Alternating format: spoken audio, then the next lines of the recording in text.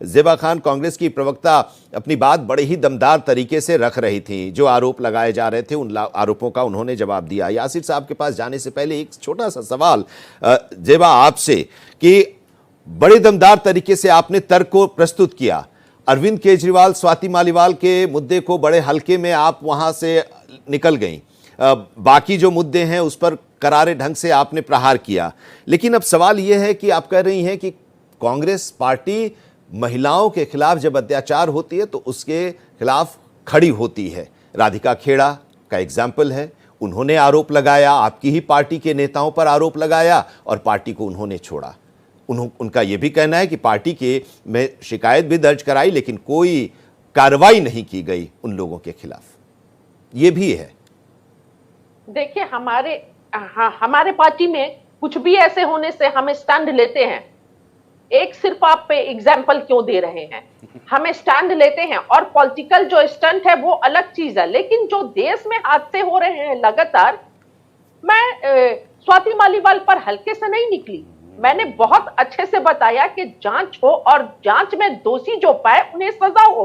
प्रियंका दीदी ने पहले ही बोल दिया है, लेकिन भाजपा स्वाति मालीवाल के मैटर पर बहुत बोलती है, खड़ी हो रही है, पूरा हल्ला हंगामा कर रही है। लेकिन प्रज्वल रेवन्ना, लेकिन सवाल ये है, ठीक है, प्रज्वल रेवन्ना की बात आप कर, एक मिनट, प्रज्वल रेवन्ना की बात आप कर रही हैं। वीडियो आते हैं, क्यों चुप हो जाती है? पूरे मणिपुर में महिलाओं की अस्मिता लूटी जाती है, उस पर ये क्यों चुप हो जाते हैं, क्यों कुछ नहीं बोलते? ठीक है, यही सवाल, ये भी यही सवाल ज़ेबा खान, यही सवाल अगर आपसे पूछा जाए कि अरविंद केजरीवाल के आवाज से विभव कुमार की गिरफ्तारी होती है, नहीं, अरविंद जनता जवाब देगी, देश की महिलाएं जवाब देंगे और देश के युवा जवाब देंगे। इस बार जो इलेक्शन है, इंडिया गठबंधन के साथ देश की जनता लड़ रही है। बहुत ठीक है, ठीक है। अब सवाल एक ये भी जल्दी से, ठीक है, बेरोजगारी को हटाने के लिए युवा वोट देंगे और महंगाई को हटाने के लिए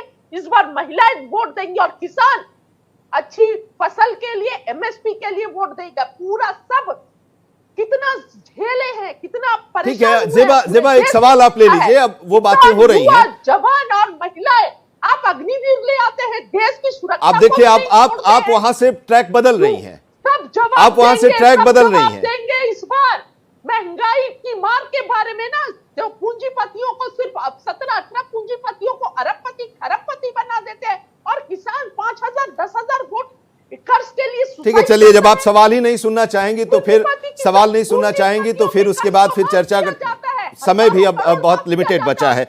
यासिर जिलानी, जरा आप जवाब दीजिए, क्या आप लोग जानबूझकर स्वाति मालीवाल वाले केस को आगे लेकर चल रहे हैं, अपने ऊपर जो आरोप हैं उसको दबाने के लिए? देखिए, मैं इस मुद्दे के अलावा 1 मिनट में भारतीय आता हूं एक बात प्लीज। हाँ, अच्छा, बोल लीजिए प्लीज। कांग्रेस के जो पूंजीपति थे ना, पत्रकार जी, अमृतांशु जी, मैं बताना चाहती हूँ, वो देश के पूंजीपति थे। लेकिन भाजपा के जो है ना, जो भाजपा ने बनाया है, अडानी और अंबानी, वो उनके फाइनेंसर है, वो उनके लिए सिर्फ काम करते हैं। कांग्रेस पूंजीपतियों के लिए काम नहीं करती थी। जो भी स्कीम्स आते थे वो देश के लिए आते थे, लेकिन भाजपा के जो स्कीम्स आते हैं वो पूंजीपतियों को देखते भी आते हैं और अपने पार्टी के बेनिफिट के लिए।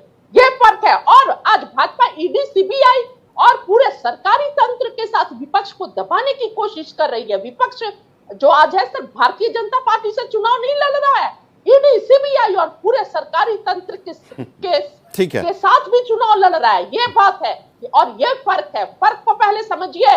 पूरा देश देख रहा है 10 सालों में भाजपा ने कितना। ठीक है, जरा रविंद्र, कांग्रेस बिखर गई है। नेता लेना पड़ रहा है, डराकर धमकाकर सीबीआई, ईडी के बेस भाई, अरे भाई साहब, आपके यहाँ तो तोता कहा जाता था सीबीआई को, ये भी देश ने देखा है। पिंजड़े का तोता कांग्रेस की देन है सीबीआई। किस तरह के उस वक्त कर्म कांड होते थे और कैसे दबाया जाता था, किस तरीके से